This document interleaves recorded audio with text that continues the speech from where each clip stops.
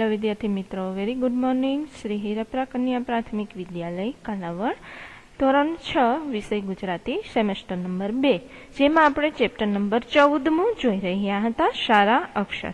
તો વિદ્યાર્થી મિત્રો, આપણે સારા અક્ષર પાઠની અંદર એક સંવાદ સ્વરૂપે આપેલો આ પાઠ.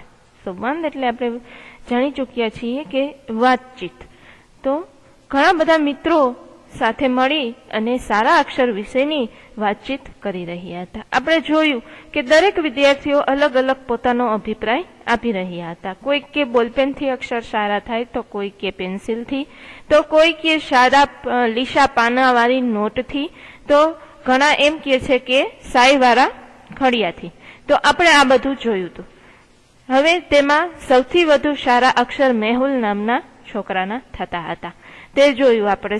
સૌ પોતપોતાના અનુભવો કહેતા હતા કે બોલપેનથી સારું થાય કે પેન્સિલથી સારું થાય. હવે આપણે પહોંચ્યા હતા કે હાર્દિક કહે છે મેહુલને કે તારા અક્ષર તો આમ પણ સરસ જ છે, હું તો પેન્સિલથી લખું કે બોલપેનથી અક્ષર સારા આવતા જ નથી, હાર્દિક કહે છે.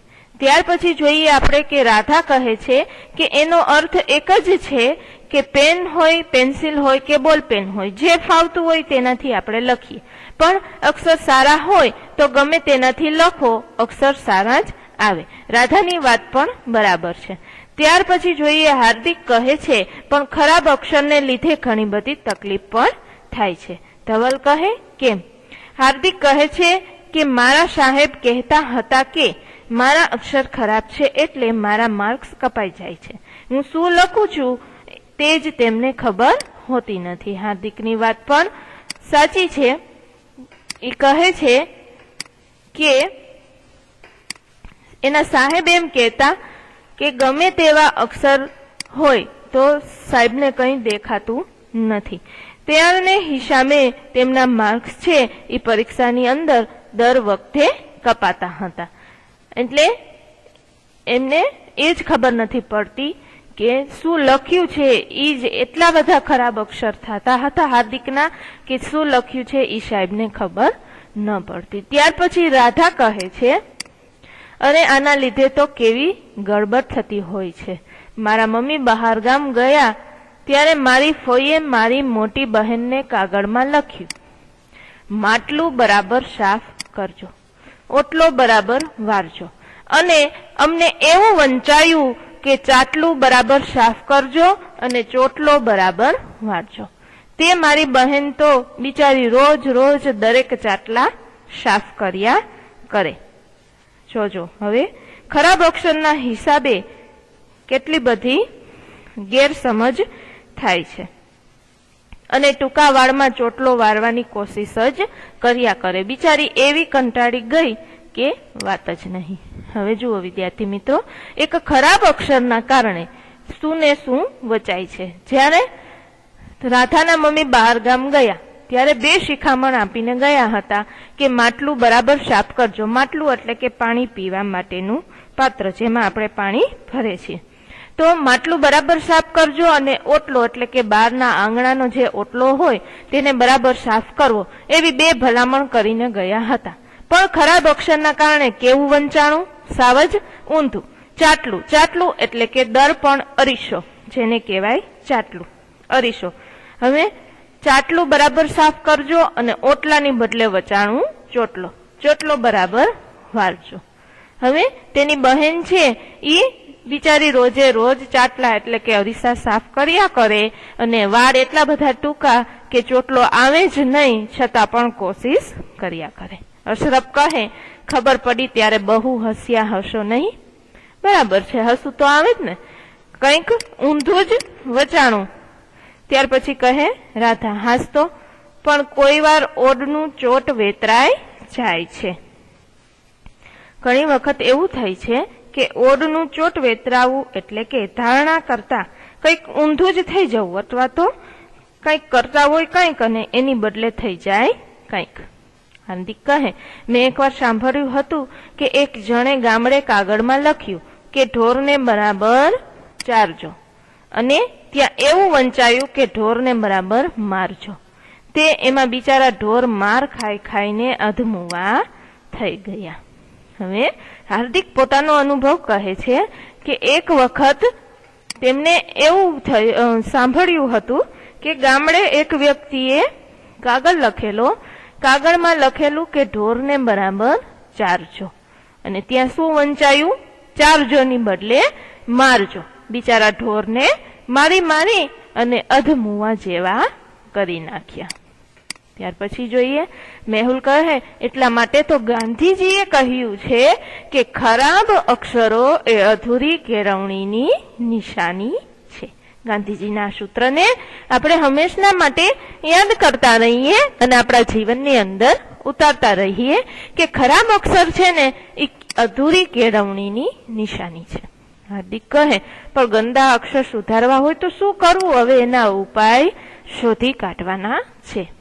સોનલ કહે છે કે મારા દાદી એવું કહેતા કે સવારે વહેલા ઉઠી જવાનું અને ઠંડા પાણીમાં હાથ નાખી દેવાના અને હાથ ઠરી જાય પછી એવા હાથે ધીમે ધીમે સરસ રીતે લખવાનું.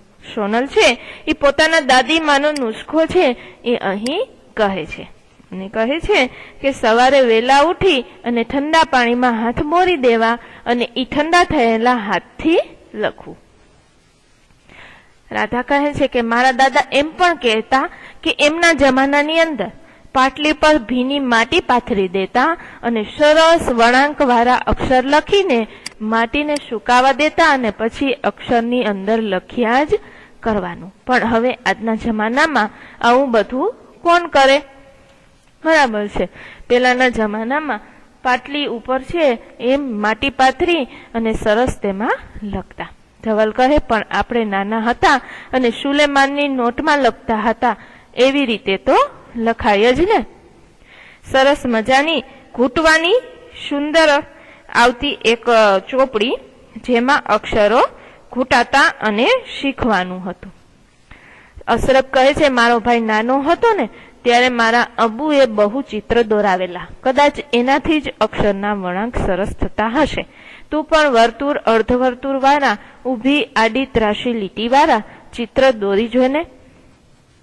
સરસ મજાનું એક નુસ્ખો આપે છે અશરફ કે એનો ભાઈ જયારે નાનો હતો ને ત્યારે ચિત્રો વધારે દોરતો. અમે તમે જોજો વિદ્યાર્થી મિત્રો, જે વ્યક્તિને ચિત્રો સારા આવડતા હશે એના અક્ષર ખૂબ જ સરસ થતા હશે.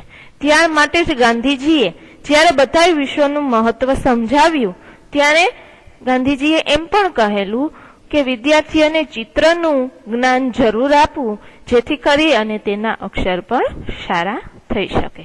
હાર્દિક કહે છે હું તો એકડિયા બગડિયાની જેમ અક્ષર કૂટવા પણ તૈયાર છું. એકડિયા બગડિયાની જેમ એટલે કે નાના બાલ મંદિરની અંદર જ્યારે આપણે ભણતા હોઈએ છીએ ત્યારે શિક્ષક આપણને 1 અને 2, 3 એવી રીતે એકડિયા આપણને ઘૂંટવા માટે આપતા હોય છે.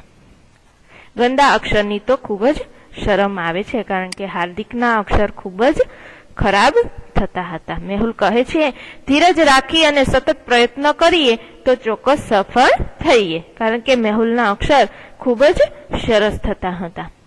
સોનલ કહે હવે વાતોના વડા જ કરવા છે કે રમાઈ જાવું છે? વાતોના વડા કરવા એટલે નકામી બેઠા બેઠા વાતો જ કરવી છે કે હવે રમવા પણ જવું છે? જોઈએ આપણે આગળ. મેહુલ કહે મેહુલ, હાર્દિક, રાધા, ધવલ અને અશરફ હા હાલો ચાલો જલ્દી કરો પછી અંધારું થઈ જશે. આ વાતચીતને અહીં અટકાવી અને બાળકો છે તે રમવા ચાલ્યા જાય છે. તો વિદ્યાર્થી મિત્રો, આ પાઠની અંદર આપણને એ જાણવા જણ્યું કે ખરાબ અક્ષરને લીધે ઘણી મુસીબતો પણ થતી હોય છે. એવી મુસીબતો આપણા જીવનની અંદર પણ ન થાય તે માટે આપણે અક્ષરને સુધારવા માટેના અહીં આપેલા નુસ્ખાનો પ્રયત્ન કરીએ અને આપણા અક્ષરને સુધારવાનું કોશિશ કરીએ. હવે જોઈએ શબ્દ સમજૂતી. તો શબ્દ સમજૂતી આપણે ગુજરાતીની પાકી બુકની અંદર લખશું જેથી કરીને આપણે ક્યારે પણ અઘરા શબ્દ ન સમજાય ત્યારે આપણે તેમાંથી જોઈ શકીએ. ત્યાર પછી છે રૂઢિપ્રયોગ. તો રૂઢિપ્રયોગ પણ આપણે ગુજરાતીની પાકી બુકની અંદર જોશું. હવે જોઈએ ત્યાર પછી આગળ ભાષા સજ્જતા. તો વિદ્યાર્થી મિત્રો, ભાષા સજ્જતાની અંદર આપણે શું શીખવાનું છે જોઈ લઈએ કે આપણી વાત બીજા સુધી પહોંચવા માટે આપણે વિવિધ રીતે ભાષાનો પ્રયોગ કરીએ છીએ, એનાથી સચોટ બને છે. આપણે બીજા વ્યક્તિને કહેવા માટે આપણે વિવિધ ભાષાનો ઉપયોગ કરીએ છીએ, જેનાથી આપણે જે કંઈ કહીએ એ સચોટ બને તથા નાના નાના વાક્ય દ્વારા ઘણું સૂચવી શકાય. આવું એક ભાષાકીય સાધન એટલે કે રૂઢિપ્રયોગ. દરેક ભાષાની અંદર રૂઢિપ્રયોગ હોય છે. ત્યાર પછી જોઈએ, સામાન્ય રીતે દરેક શબ્દનો એક ચોક્કસ અર્થ હોય છે.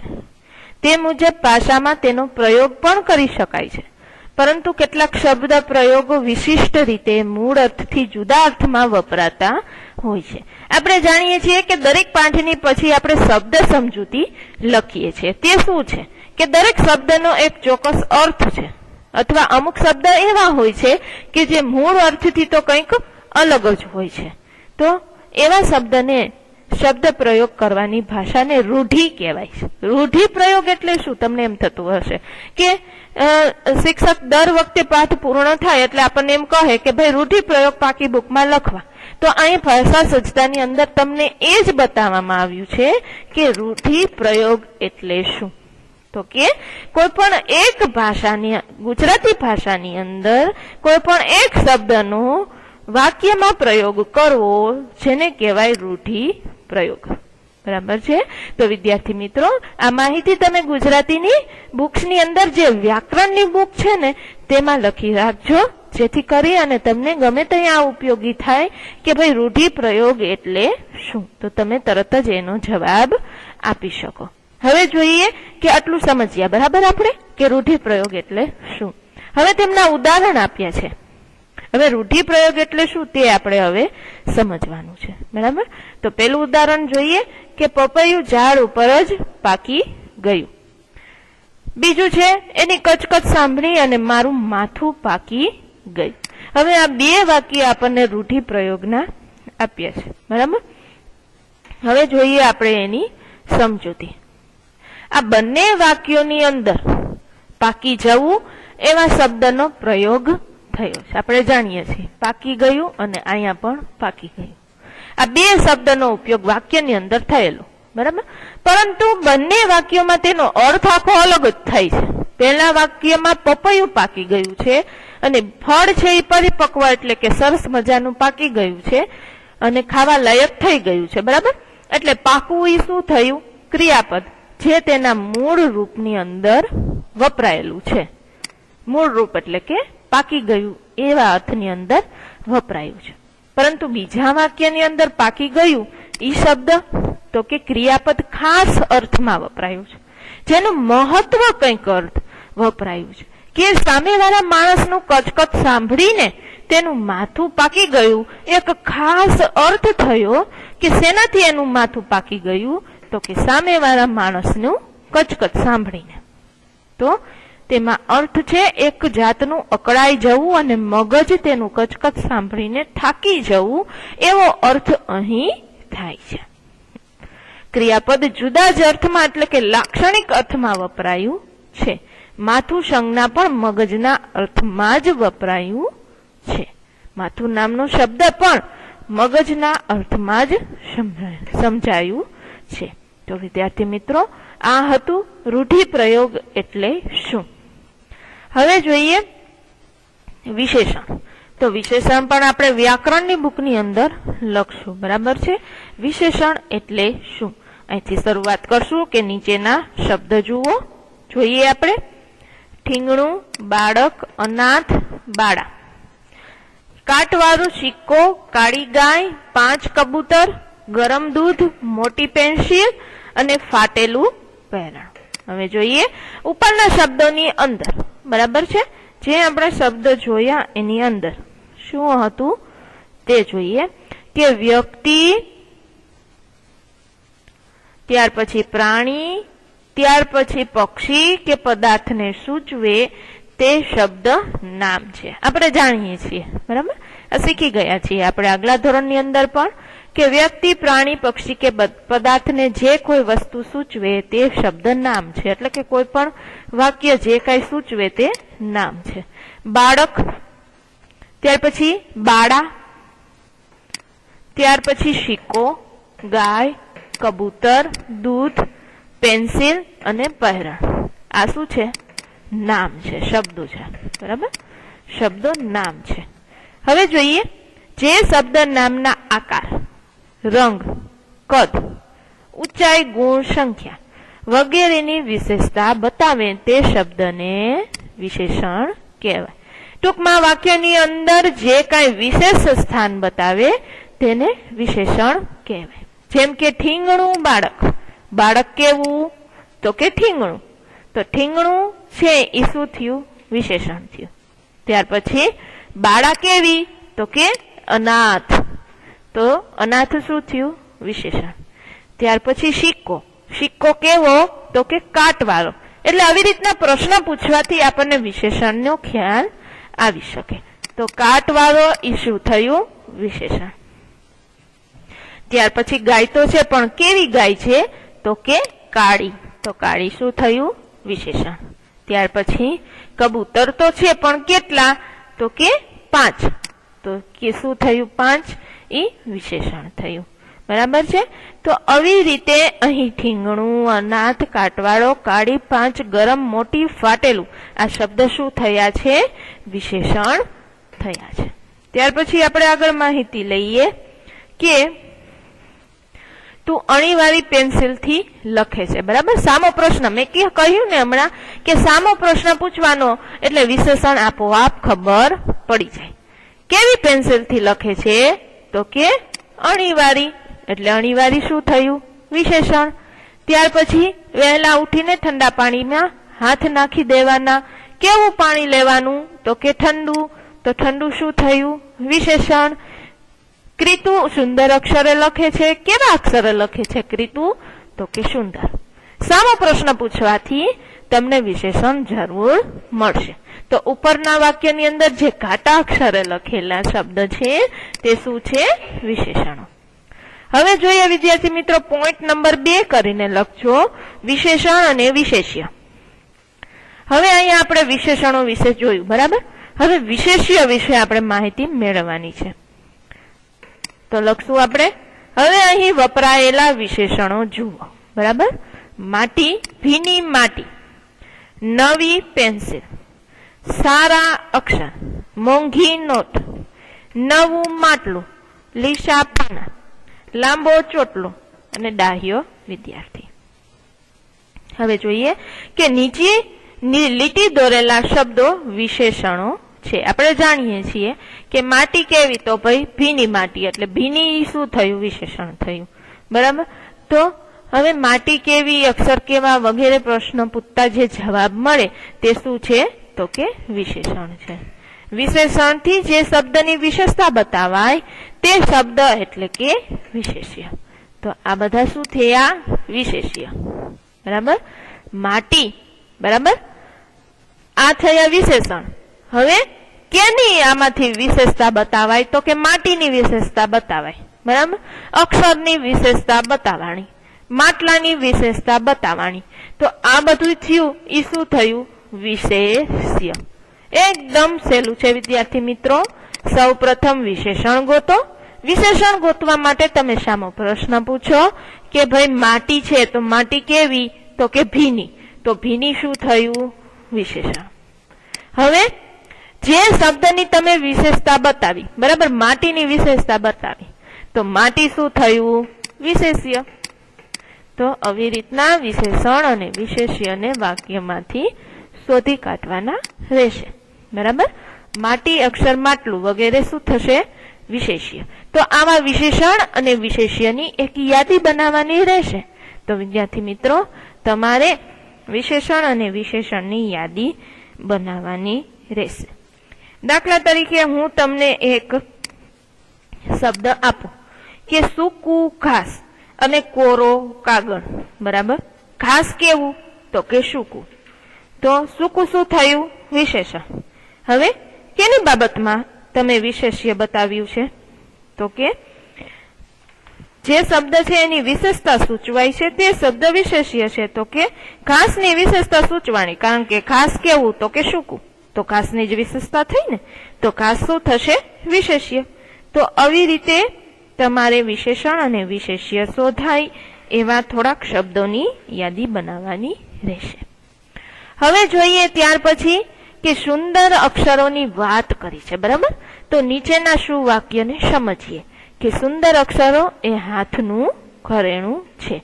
તો આ આખો પેરેગ્રાફ છે એ તમારે ગુજરાતીની પાકી બુકની અંદર લખવાનું રહેશે.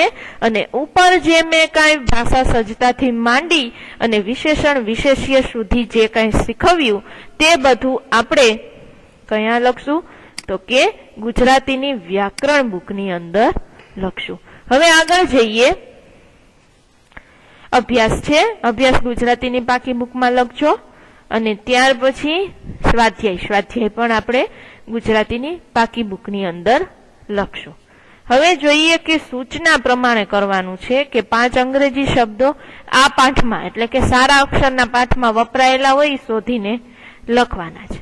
પછી શોધેલા જે 5 અંગ્રેજી શબ્દ છે એને અનુબોધ એટલે કે એને મન આમ બેસતો હોય એવો શબ્દ, બીજા શબ્દ શોધવાના. દાખલા તરીકે તમને અહીંયા લખેલું છે કે લેસન, તો લેસન એટલે નોટબુક.